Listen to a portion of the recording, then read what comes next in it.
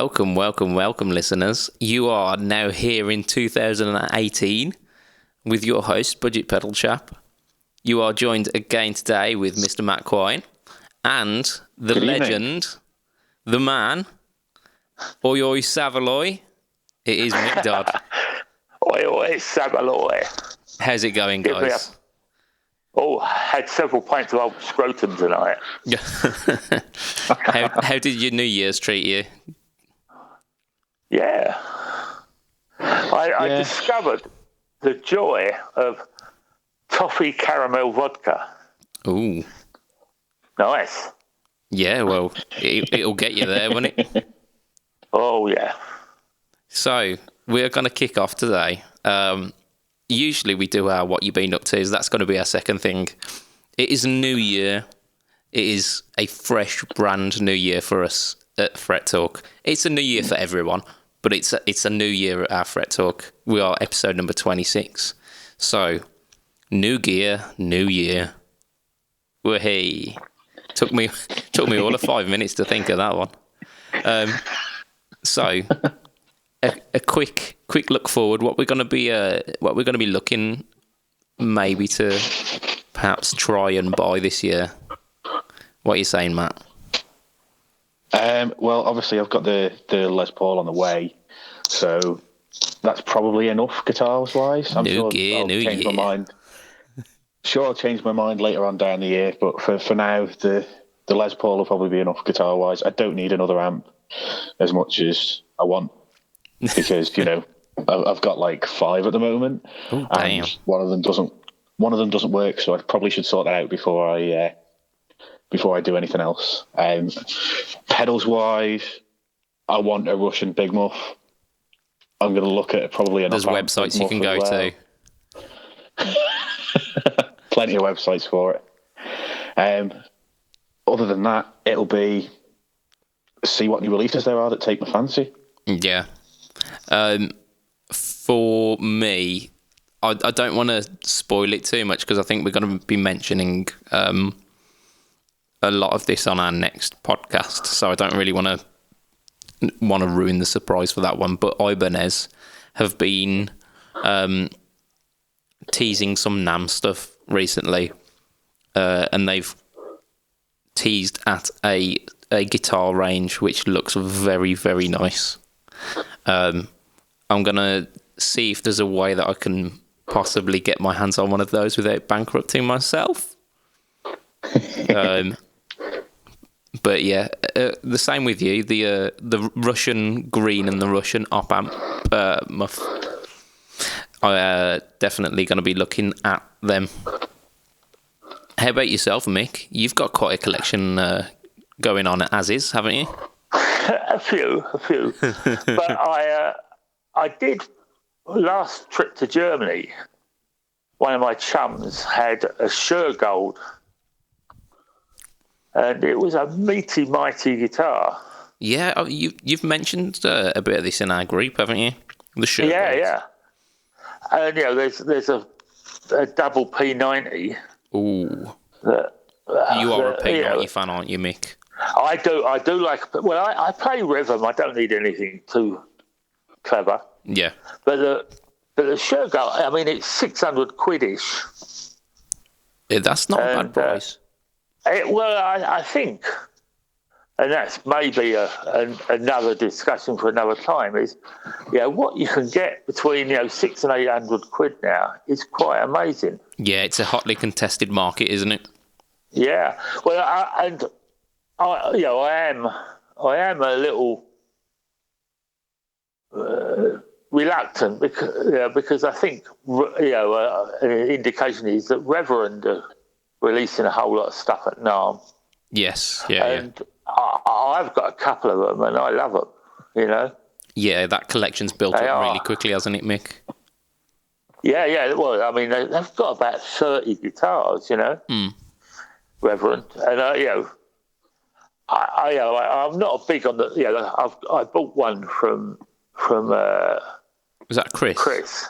Yeah. Yeah, and it's fantastic. The only thing is it's got a fucking Bigsby, but hey. I'll happily take the Bigsby off your hands.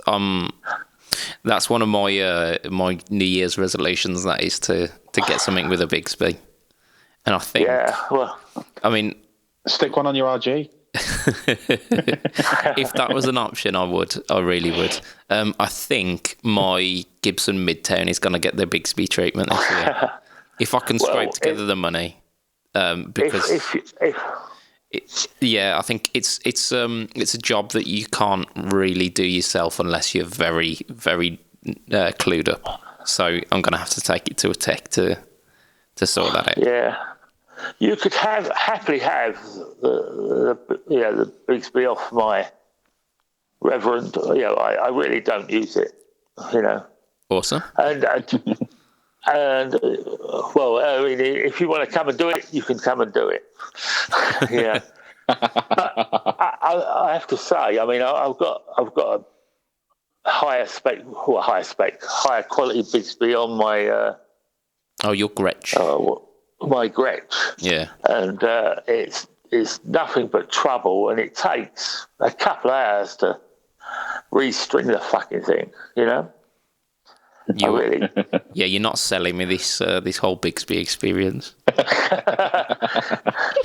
Well, I mean, it works, and it keeps in tune better than most other things. Yeah, I think the Bigsby's got a quality in and of itself, and you can tell when something's a Bigsby and when it's a Floyd Rose or a vintage style trem. There's just a different sound to it with a Bigsby. Don't start on Floyd Roses. Oh yeah, it's all right. I'm not gonna wax lyrical that they are somehow the high and mighty trem system. But what I intend to do, having had the Katana for quite a few months now, I've not connected it to the amp to see all the shit you can do to the PC. Yeah, there's been an update, hasn't there, for the Katana software? A free update. It's supposed to be pretty good as well. You can't beat the price of free, can you? No, and but with software, you never take version 1, so yeah, version 2, but all the reports are that it works, Yeah, I've heard some good things. Yeah. So Mick, it's been quite a while since we've had you on. So what have you been up to in those few months? You've you mentioned Germany that you've been. Yeah, Germany and just trying to practice better. To be honest, I'm not working now in any way, shape, or form. Yep. So I try and practice a couple of hours a day, and I've been developing my method of playing songs I don't like. Okay. So I mean, I was playing Madonna the other day. Okay. But specific songs? Can you give us a? Oh, I don't fucking know. It wouldn't be like a Virgin, but it was along that line. One of the hits. Okay, yeah. Just so it's a song and you can you have to concentrate more. Yeah, stretching yourself out a little bit. Yeah. As I say, I am a rhythm man, so I don't try to put in any dangly bits, but just so it sounds. I mean, I find it's useful. Yeah. I think as long as you know the song, it's a good method. Sure. So I've now got a collection of about 800 or 900 tabs. Nice. And just working your way through it. Yeah. Good man. And not getting stuck on it. Yeah. If you don't get it in the first couple of goes, just move on. Yeah, move on to the next one. I don't know if you'd picked up our podcast, our Christmas podcast, but my 2018 resolution, and I'm going to state it again here because this is it's a brave step. I am going to attempt to learn the entire song "Black Rose" by Thin Lizzy, which it's a bit of a challenge. Yeah. Yeah, I reckon by about probably January, like end of January time, it'll be like the guitar equivalent of you've bought your gym membership, and that's when you stop going. So we'll see what happens.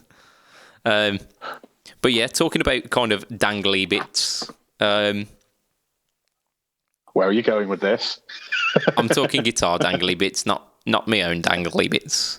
My YouTube content's rolling out quite nicely, and I've got a couple of tips how to do dangly bits if you quite fancy. So yeah, definitely worth checking out. I think I've got 3 quick tip videos out at the moment with a couple more coming out. So for any of you guys who want to kind of spice up your lead playing a little bit, there's a bit of that there. And a lot of talk about pedals as well, isn't it? Yeah, well, being the budget pedal chap, if I didn't talk about pedals, I'd just be the chap, wouldn't I? So, and I think there's a bloke who's got that moniker already, hasn't he? A chap, some kind of chap man. Yeah, complete fucking arsewit. This is where I do our disclaimer. The thoughts of our Mick did not necessarily reflect the thoughts of the Fret Talk podcast. So yeah, carry on, Mick. But yeah, they do. Well, there was a picture today with him with the Joss bloke. Oh yeah, Joss from GAC and now from Anderton's. Yeah, and I thought, what? They were made for each other. Yeah, there's definitely a lot of ego in that room, isn't there? Yeah. So Matt, yeah, I've heard that you've taken the Gretsch 8 for a spin recently. I have. I've finally gigged the Streamliner. Nice. I was playing in a venue where we've got a stage, which is amazing because there's like 2 of them on the Isle of Man. Nice. So, I was all happy, and the Cabernet, which I was going to use for the whole gig, I'm having issues with the jack socket. I think it's probably just either a dry solder joint because it's like 5 years old and it's a Mexican body and Mexican electronics. So I'm surprised it hasn't gone earlier, to be perfectly honest with you. Yeah, you've done well with that. Yeah, so I was having issues with that, so I put it down and picked up the Gretsch in its place for the last probably 25 minutes of the set, maybe a little bit longer. Did about 10 songs on it, so probably a bit longer than that actually, probably about the last 40 minutes. And it was fine. I still haven't sorted out I think the nut is, I need to either replace it with a Graphtec or recut the slot for the G, because when I use the Bigsby too vigorously, which I'm very vigorous when I'm live, I like to move about a bit, so when I use the Bigsby, it goes out of tune. You can't be too vigorous with a G string. Things will start happening, mate. Yeah. No, I know what you mean. Give it a good jank. Yeah. You have to. Give it a good jank, and it comes off in your hand. Yeah. It's all this talk about nuts, yeah. Yeah, but so I didn't particularly use the Bigsby much, but it sounded fine. I had to tweak the EQ because the pickups are, and the whole guitar itself is quite a lot warmer sounding than the Cabernet. I was expecting it. When I'm using it at home, you can't really tell that difference, but when you're in a live setting, it really kind of brings home where the sort of the differences in tone are. Doesn't it? Yeah, so I messed about with my EQ pedal a little bit, got it sounding how I wanted it to sound, and it was good. Like I say, nobody was sort of shocked by the fact that I'd gone from a guitar that I've spent a lot of money on to one that I've not spent as much on. The other guys in the band actually didn't notice that I changed guitar because obviously it's gold and sparkly, and the other one is gold and sparkly. So, Yeah, it certainly went well. It's nice to be able to see what it's like in a live setting, and I just need to get that nut sorted, and I should be all right. Yeah, you've got to have a good nut, haven't you? Every now and then. On the topic of on the Gretsch Streamliner range, I went to a local guitar shop recently. Don't think I can mention the name. I think that's product placement, and we don't do that. But it's so Was good. it yellow and gold? No, we don't have one of those near us. Halcus. But yeah, it's so good they named it twice. Oh dear. However, I went there with my friend. He's after a semi-hollow guitar. Very much like me, he's a kind of bluesman, and he just fancied a semi-hollow. But the budget's a bit tight, being after Christmas, so we tried out some of the lower end semi-hollows. And one of the Gretsch Streamliners was one of the ones that we tried. I was very impressed. I thought it was very good. Yeah. So what is his budget? I think he's looking around the 3 to 4 mark. Okay. But we tried an Epiphone Dot because it just looked the bollocks. And I was going into that expecting very low quality electronics, and actually it really surprised me. The setup was shit. Yeah. I mean, there was kind of buzzing frets and the action weren't low. But the sound and the kind of build quality of it was brilliant. I was really impressed with that.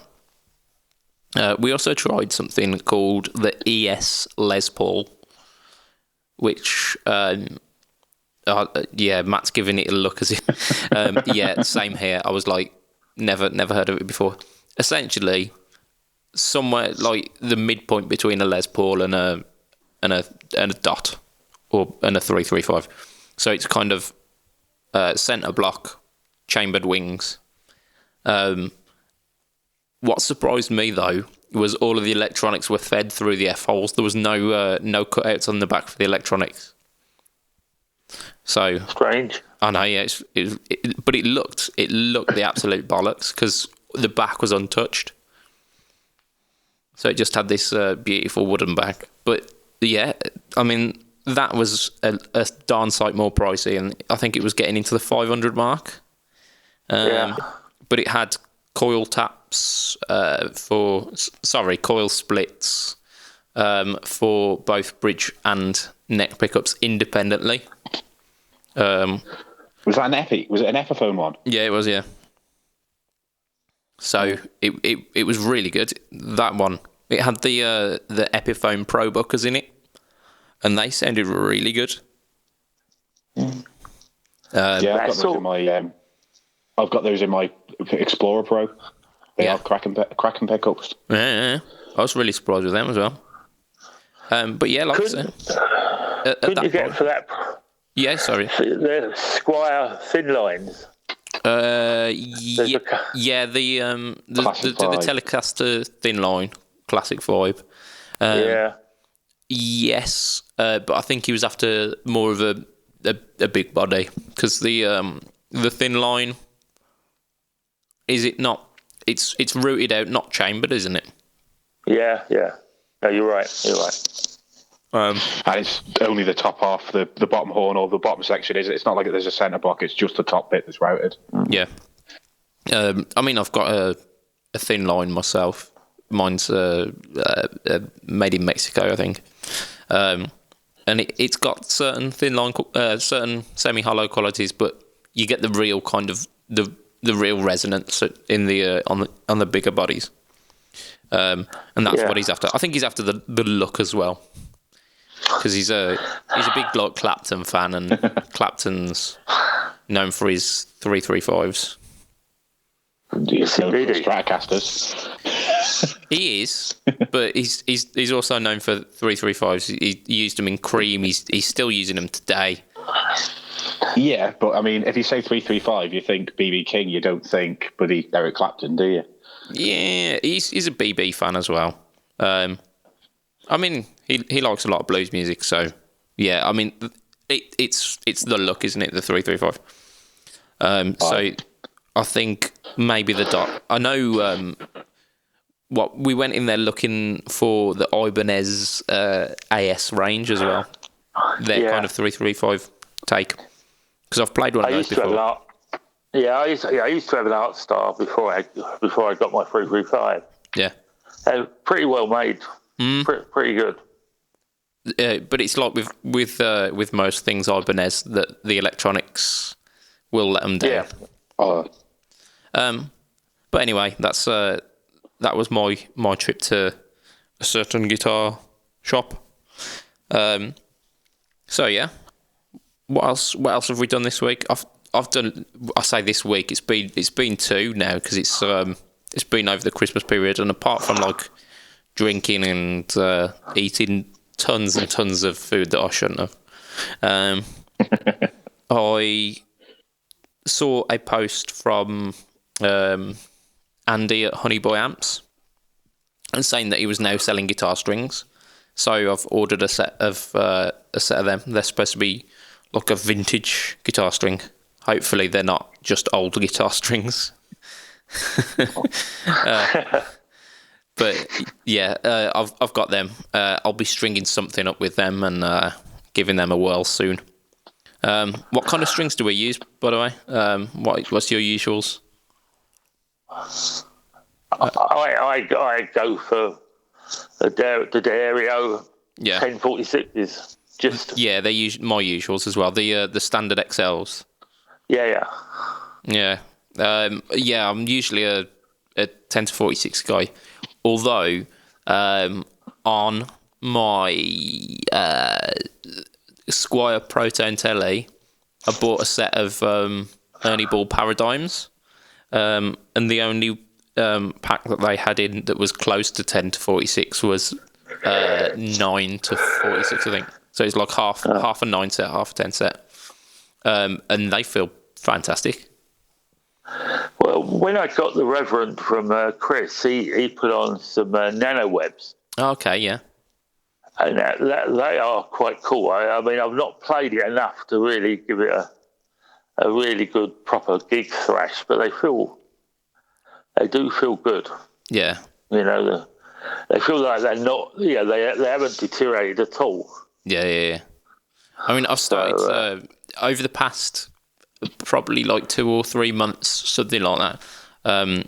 I've started experimenting with these premium strings. So, like I say, I bought the Paradigm set. I bought a set of D'Addario NYXLs as well, just to see what the fuss was about. I think I'll stick with my XLs, to be honest. They sound fine. They feel good. Well, there's NYXL was the first time I changed the screen over. I broke two of the top E's, you know. Bloody hell. Yeah, and I thought, fuck it. So stay with your original one. Absolutely. How about yourself, Matt? What are you using? I exclusively use Elixir NanoWebs. I started using them about 2.5 years ago when Chris and Steve just said, but I kept whinging that strings lasted me a gig if I was lucky, because I've got really corrosive sweat, and they said get yourself some of the NanoWebs, which was the premium one that was just out at the time. I know they've moved on to the OptiWebs, which I tried and wasn't as big a fan on. So for all my Fender scale lengths, they've all got 9 to 42s on, and my Gibson scale lengths have got 1046s. The one exception is the Streamliner. That's come strung with 10s, and I don't feel, to be honest with you, with the Bigsby on it changing the tension enough, I think I'll probably stick with 10s on that. But wicked. Is that a Fender scale length in the Gretsch, or is it? Yeah, I think it is, as far as I'm aware. Yeah. Cool. I'm pretty sure that's. we've got a little bit more to go through. What else have I got? So, yeah, sorry, I was given a guitar pedal for Christmas from my lovely lady, who did an absolutely fantastic job. She surprised the bejesus out of me with that. She bought me a boutique fuzz pedal. So boutique that it has my name on it. Yeah. It's like a kind of coppery, shiny copper finish, and it's got my name on it. That makes it better. Yeah, of course. Yeah, it means the tone is better. I've never been a fuzz fan. However, this fuzz, I think, is converting me. It's got 4 knobs instead of the regular 2 that you would find on a fuzz face. Makes all the difference, doesn't it? Yeah, more knobs is better. I'm sure that's a sound bite there, isn't it? So yeah, it's got a bias control, which basically allows. It's almost like an emulation of a dying battery. So the more you turn it up, the more it starves the transistors for voltage, and it then starts getting spluttery and almost you can get it to a certain point where it sounds a bit like the octave up sound that Hendrix used to get. So I'm completely sold on it. How about you guys? Do you have any fuzz stories, or are you troglodytes? I'm fuzz free. Go on, Mick. Sorry, I'm fuzz free, but I will fuzz free. I used to be addicted. I did use the Friedman, just the overdrive for the first time gig. The BEOD, yeah. And I've never used it up at volume before. And up at volume, I've got to say, I hate to say it was better. You're converting, Mick. You're converting. 2018 is the year of Mick's pedal board, I think. Oh look, for Chris's video, I've shown him my pedal board. Have you? I need to check that out then. I need to check that. Well, I've got to edit it together, but But how? Carry on. No fuzz. No. Yeah. How about yourself, Matt? Do you know the joys of fuzz? I fall into the troglodyte category in that I've never owned a fuzz pedal. Like I say, I'm quite interested. The Russian Big Muff does sound quite good. From what I bet it does, you dirty boy. You're just going to make that joke every time that pedal comes up forever. Of course. I mean, yeah. Like I said, low-hanging fruit, I will always take it, mate. Always. I'm not too proud. So, yeah. And the other thing is, like, I've started getting more into the Black Keys again, which I was kind of obsessed with them around the time they released El Camino, and then stopped listening to all music for a while. Like, it's weird, but, like, I think I listened to maybe 4 CDs in full last year. Shit, man. Which is just terrible for a musician. Yeah, a little bit. Getting back into listening to music again. Yeah. And thought, I'll pick up the Black Keys albums that I haven't listened to, see how they go, and I'm starting to fall in love with that again. And obviously, they're very heavy on fuzz. Yeah. I think he uses what's it called? The Octopus, not Octopus Prime. What's the fuzz from down in Brighton way? That's like a yellow octagon. Yeah, that's the octopus. No, that's you got the King Fuzz. King Fuzz. That's the one. The Octopus is the drive, isn't it? The Octopus is it's a passive octave effect. Octave. Yeah. It requires you to have a buffer before it, but it doesn't require any power. It does it all passively, which it confuses the crap out of me. Yeah, no, it's the King Fuzz that he uses, and that sounds fucking brilliant. On the albums anyway. I was going to try one. Yeah. I never got around to it when we were down in Peach. I picked one up and went, I'm going to try that later, and then found like another million guitars, so never went back to it. I think I need to try out one of those if I can try and get my hands on one from somewhere. Maybe order it from the internet and then send it back if I don't like it. But I think I've got to try and get my hand on one of those because I don't know how it's going to sound with the AC. That's all. Because it can be a bit fussy. Can't AC is known for not handling fuzz that well. So I need to find out whether it actually works with my rig. Yeah, they're quite toppy, aren't they? The ACs and fuzz. I need to find out whether fuzz works with it. But I must admit that was one of the fuzzes that I was looking at to try and convince me to like fuzz. So it might be something that I'll go check out myself.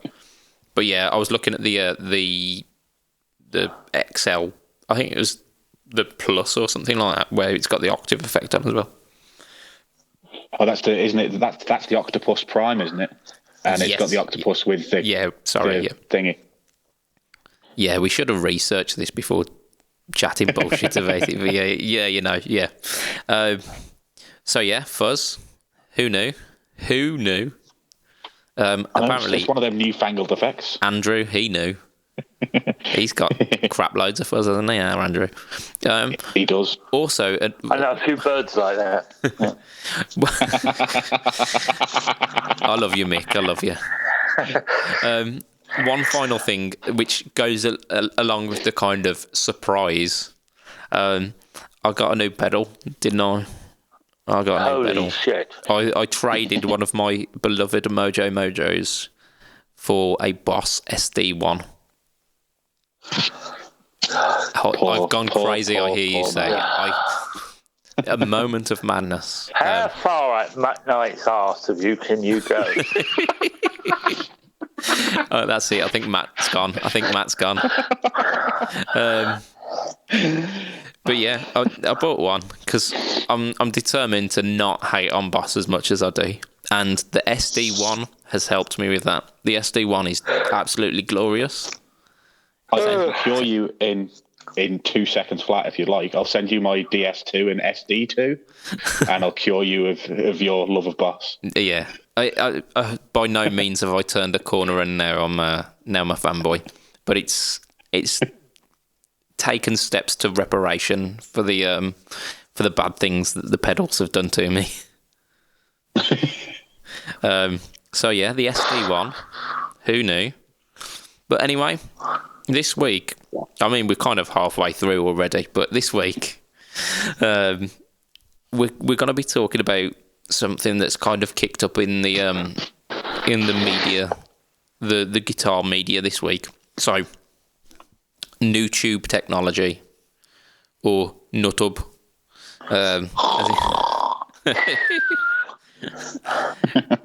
I don't know if Mick's being sarcastic or he's actually just fallen to sleep.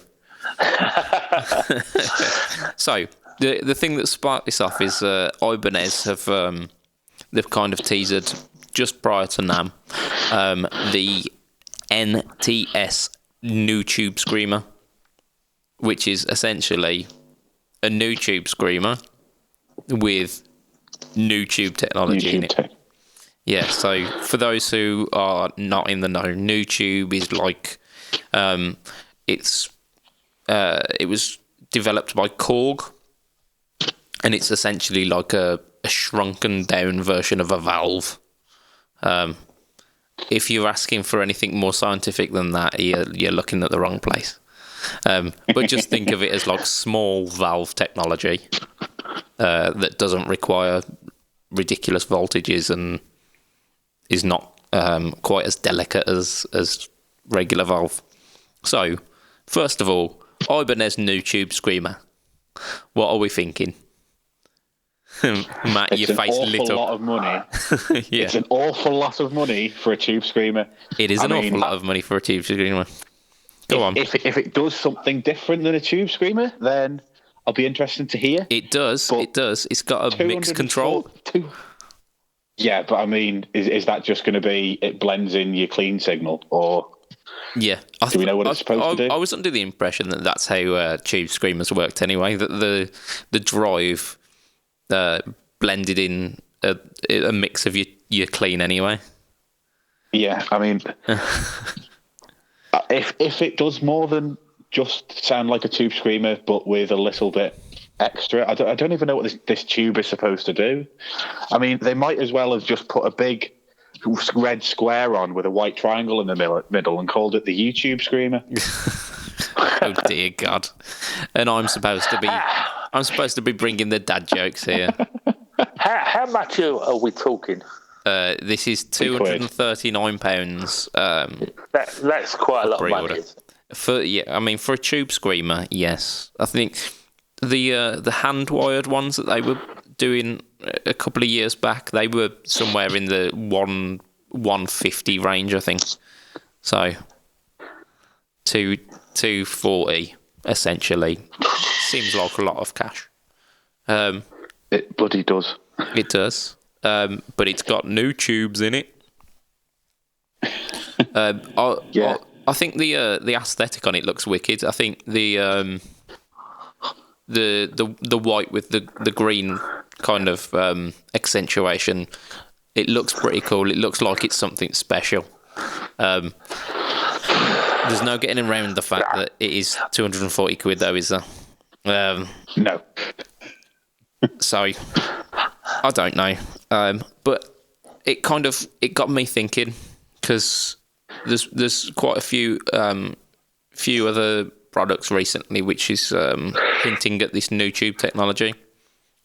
Most recently, end of last year-ish, the Vox MV50 like mini heads. They were boasting new tube technology, and they were boasting 50 watts in kind of lunchbox style heads. Smaller than that, really, isn't it? They fit in the palm of your hand, don't they? I don't know. I thought I only ever saw them in pictures. I never saw them in real life. So. As far as I'm aware, they're about the same size as a Boss Compact. Shitting hell. So yeah, I mean that. From what I've seen of them, I'm pretty sure I've seen them next to a Boss Compact, and they're about that size. Okay. I'm pretty sure I've seen that comparison somewhere, but they don't stand up sound wise, do they? I've heard. Well, from what I've heard is that the 50 watt label that they put on it was a bit of a misnomer, because it depends on what cab you put it into. Yeah. The higher the ohmage, the resistance, is it? The less power you get out of it. Well, it's a bit Volkswagen emission type data, isn't it?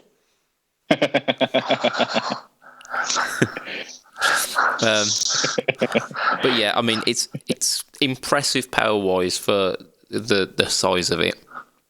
I mean, I've heard mixed reviews. I've heard some people say that they're brilliant. I've heard some people say that they were okay, but not enough to spend on. Well, they were huge money, weren't they? They were huge money. Not greatly. I think they were like they're 170-ish at the moment. Yeah. So that doesn't seem like a great deal, considering the Micro Terra is about 90 quid, something like that, and they're like 1 watt or something very small. Well, I got Black Star HD1, you know. Oh yeah, for 1 watt, you know. They're about 200 new though, aren't they? No, I paid 240 for them, but I actually bought my brother one of them. I tried to encourage him to get into playing guitar and bought him an HT1R, and it's still around somewhere, and it sounds wicked. Sounds really good. No, I like it. But we've got. I heard one, and I thought it was not very Voxish. Yeah. They do 3 different versions. They do a clean, an AC, and a rock. So I imagine, I don't know, I imagine that the AC one is going to be more Vox voiced. Yeah. But I can't. You might. I can't confirm or deny it. I've not, like I say, I don't even know the size of the fuckers, so like I haven't even thought of playing one yet. But the new tube technology, it keeps cropping up. There's talk of Korg doing a new tube technology keyboard at NAMM. I think there was some teasers as well that Vox are going to be using it in a slightly bigger amp as well. So, what's our thoughts on this new tube technology? What are we thinking? I think it's early days, isn't it? Yes and no. I don't think it's as new as they're making it. I think it's been out for a couple of years. But yeah, I know what you mean.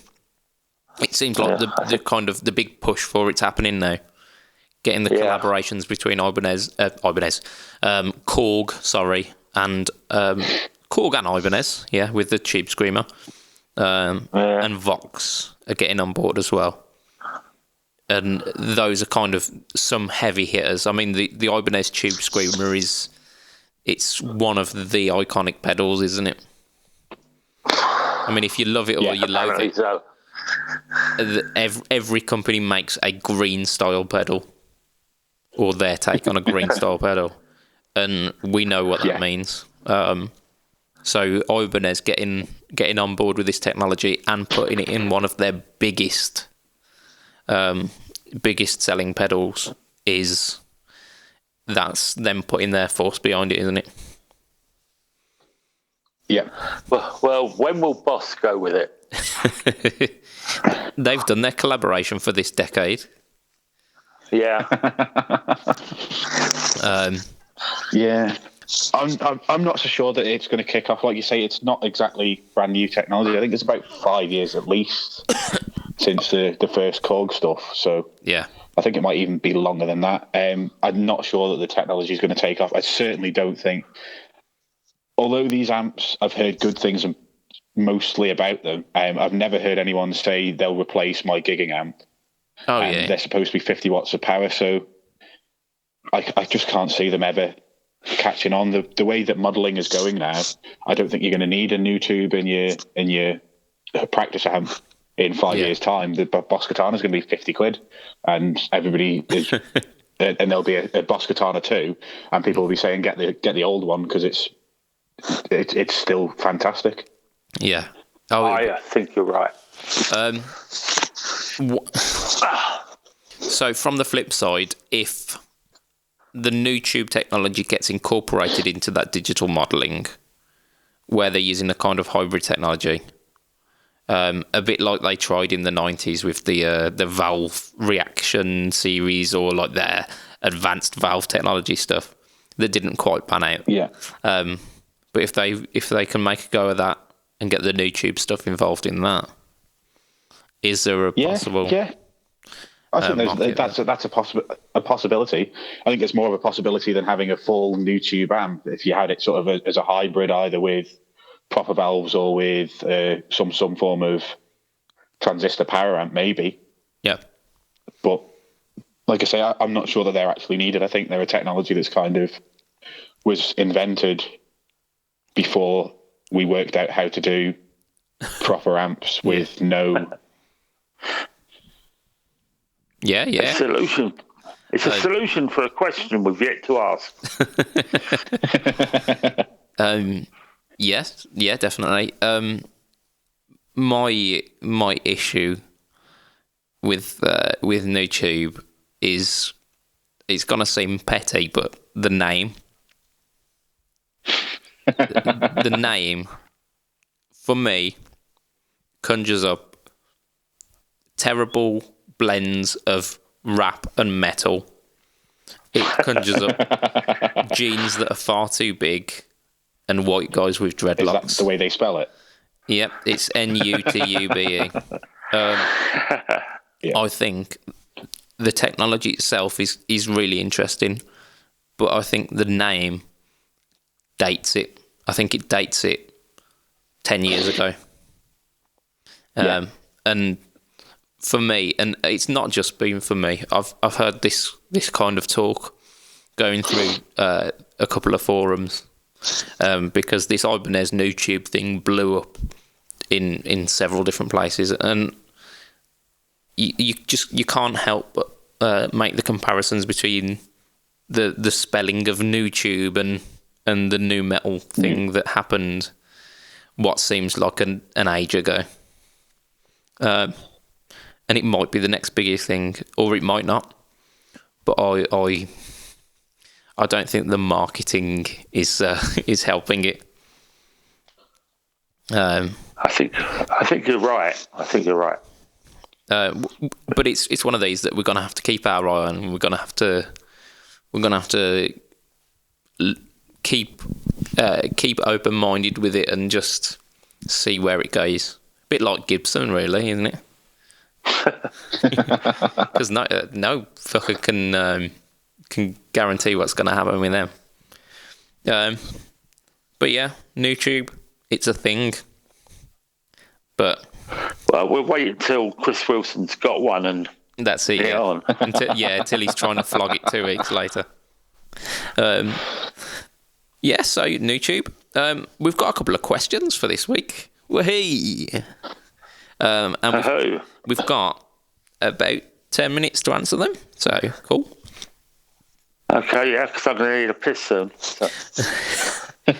Right, so our good friend Carl was he posed us a question today about amps that have underwhelmed you, or that you expected that you would love and it just didn't meet expectations. I had a Hot Rod Deluxe. Okay. That I thought it'd do me, but not enough. Remembering I'm playing pseudo punk. Yeah. But it just didn't grow enough. No, they're quite. They're great clean channels. So I am to believe. Yeah. I don't think I've tried the Hot Rod Deluxe. I've tried a few of them. Yeah. I don't think I've tried the Hot Rod Deluxe dirty channel. No. Yeah, I mean that's just Fender through and through, though, isn't it? Like cleans are just they're beautiful, they're pristine, but then the drive channels often are just a little bit underwhelming. Yeah, and to be honest, I sold that and bought an orange Crush Pro. Yeah, and you're loving that, aren't you? Oh yeah. Well, I can lift the fucking thing. Yeah, they're not kind as well, are they, on the knees? The Fender amps. My friend had a Blues Deluxe, and it was only a 112, but it felt like you were carrying a 412 cab. Yeah. Well. Yeah. How about you, Matt? What's an amp that you've expected to love and didn't, or just an amp that's underwhelmed you? Probably the biggest one was when I was trying.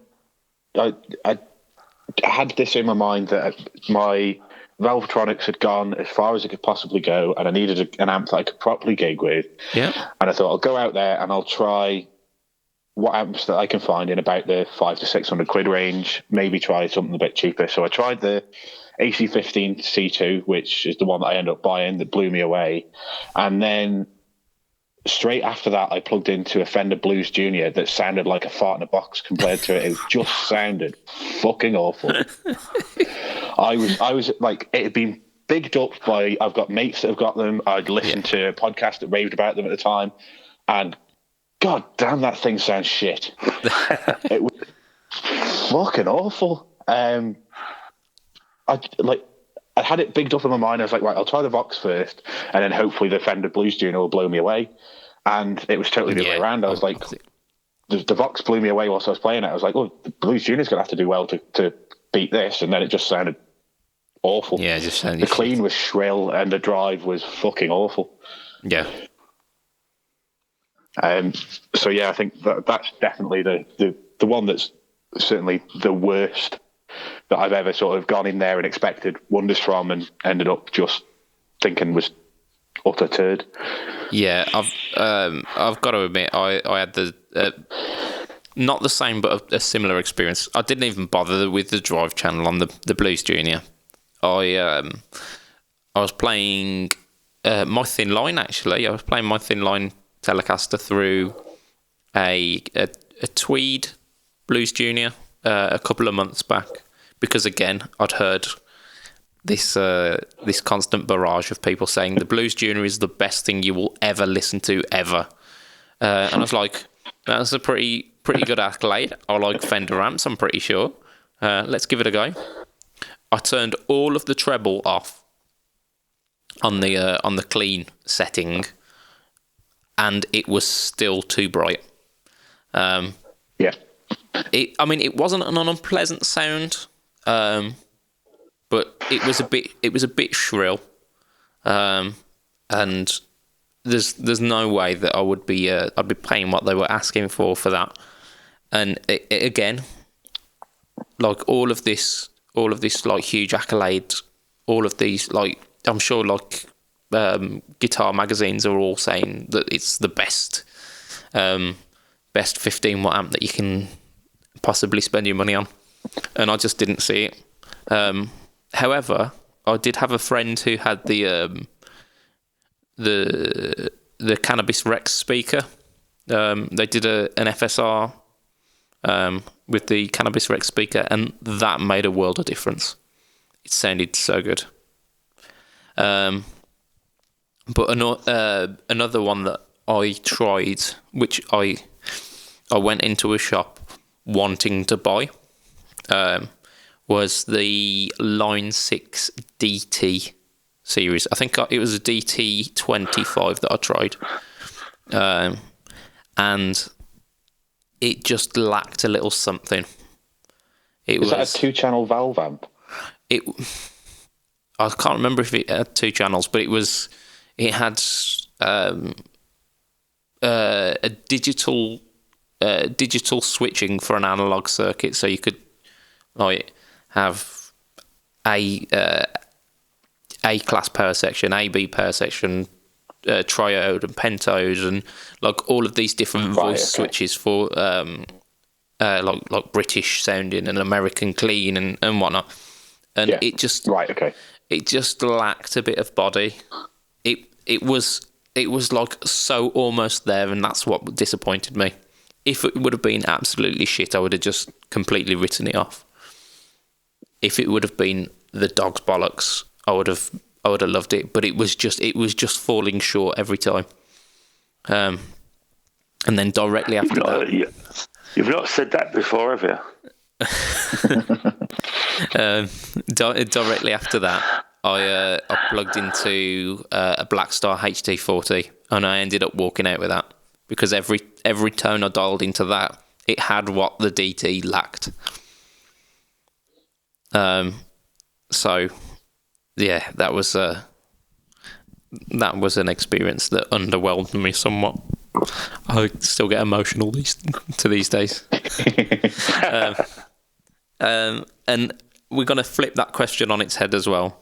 Amps that you let's have a look, that wowed you, or that you expected to hate and actually came out loving.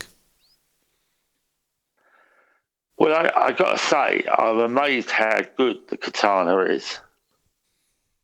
You know, I thought it'd be a good bedroom amp. Yeah. But, you know, I think you could actually gig with it quite easily. Yeah. You know, it's got a lot of grunt.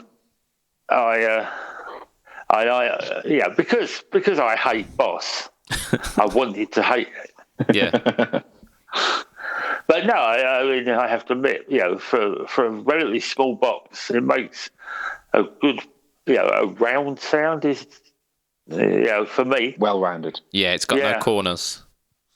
No, I think it's I'm amazed. And 160 quid or whatever it is nowadays. Yeah, it's value for money. I've purposefully not tried the katana because I've had so many people that I trust telling me that they're very good. Right.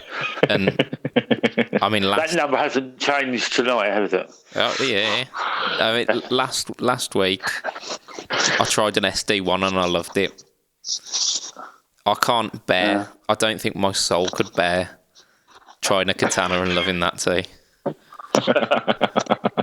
I think it would tear me down to my very core. How about yourself, Matt? Amps, what have wowed you, or amps, what have you've expected to hate and have actually loved? I don't think there's any amp that I've ever expected to hate. There's other amps that I've expected to love that didn't wow me as much as I thought they would, but I don't think there's ever been one that I've gone in expecting to not like. Yeah. So I think I'll probably just have to go with what's wowed me, and the Friedman Dirty Shirley Mini is possibly the greatest sound I've ever heard in my life. Yeah. Of Les Paul through that is just the proper sound. That's how a guitar should sound. A Les Paul, a cranked Mini Shirley, and that's just and I can't say anything more than it's just yes. It's just perfect. Yeah. And again, this is an amp that quite a few people have been bigging up. Another amp that I won't be trying because I don't think I can afford to like a Dirty Shirley. I can afford to like it. I just can't afford to buy one. That's it, yeah. Because did you play Steve Barrett's Dirty Shirley? Yeah, so I played both his head and the combo as well. And the head through the Jackson cab is just amazing.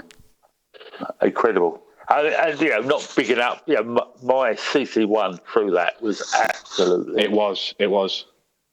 Yeah, it's a religious experience, isn't it? I almost had my cum face, Yep.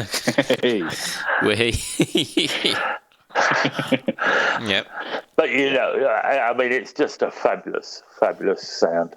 Yeah. Sticking on that theme, it's probably end of September. No, it was a bit later than that, actually. In about October-ish time, I had a really difficult job of testing out a couple of high gain heads, and I had to. It was forced upon me. I had to try a JCM 800 through a 412 cabinet, and I completely got it. I completely understood why people do that. That was it. It was something that, I mean, for me, it would be impractical for me to be lugging around a JCM of any description or any equivalent. But I understood why people do it. It was good. On that day as well, I tried the 5150 and a 6505. They were okay. But yeah, the JCM, I got it. I understood why. So there's that. That was a kind of pivotal moment for me. In a guitar shop, the very same guitar shop that I mentioned earlier on in the podcast. I went there probably about 5 years ago, and they were selling the Egnater Tweaker 44 head, and they were selling it for ridiculously cheap. So I thought, why not? I'll give it a go, and that blew me away. The Tweaker head is absolutely amazing. At the time, I didn't have any cash, so I thought I'll leave it a couple of weeks, gather some cash together. If I'm still thinking about the amp, I'll come back. And so I did, and then I come back, and the amp had sold. It was yeah. It made you sad. It made me sad in the emotions. But I ended up getting the Rebel, the Egnater Rebel, and it's a lovely sounding amp, but it's not a tweaker, is it? So yeah, it was an amp that I went in with no expectations, and it rewarded me. So yeah, that's I think that's our podcast for today, to be honest. We are at the 100 mark now, so I imagine that's an hour, not 100 minutes. So well done. Yeah, I'm going to have to congratulate Matt as well on episode 25. That was an absolutely brilliant ending. You nailed that amazingly. I enjoyed that. You're not going to ask me to again, are you? No, I'm going to do it for today, I reckon. I don't want you to take my job. That's it. Right, so I have been your host this week, Mr. Budget Pedal Chap. That is my full name, Budget Pedal Chap. If you want to catch me on Tinterwebs, if you go on facebook.com/budgetpedalchap, you will find me. If you go on instagram.com/budgetpedalchap, you will find me. If you go on youtube.com/some gobbledygook numbers and whatnot, no, go into the search bar, type in budget pedal chap, or if you look in the show notes of this podcast, you'll be able to click on a really easy link to get there. I would love you to like, comment, to subscribe on any of the videos that you see, and just get involved. If you want to get involved in the podcast, which is what we're doing here now, you go Fret Talk podcast in Facebook groups, and you will find a lot of us are quite active in that group, and it's a way that you can get your questions and your news topics onto this podcast. So don't be shy. Give us some content. If you want to get Matt, you go facebook.com/switchiom, and you can find him. And Mick is elusive, so you're gonna have to summon him out with toffee vodka. Toffee vodka, I'll tell you everything you need to know. Excellent. So I had to sign in. I know what I am on Twitter.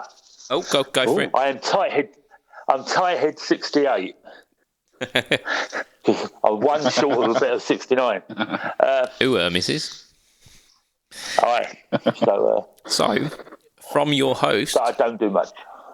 Yeah, I mean that's my Twitter as well. So I daren't even speak its name. So, from your host, that is me, Mr. Budget Pedal Chap. From your other host, Matt Quine, and from your other host, Mr. Mick Dodd, that has been Fret Talk number 26. Oi, Savaloy. Oi. Ta-ra. Au revoir. Bye-bye. Auf Wiedersehen. Do svidania.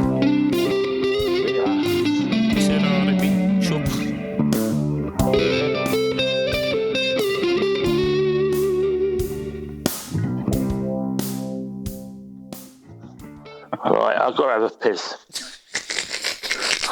See you, Mick.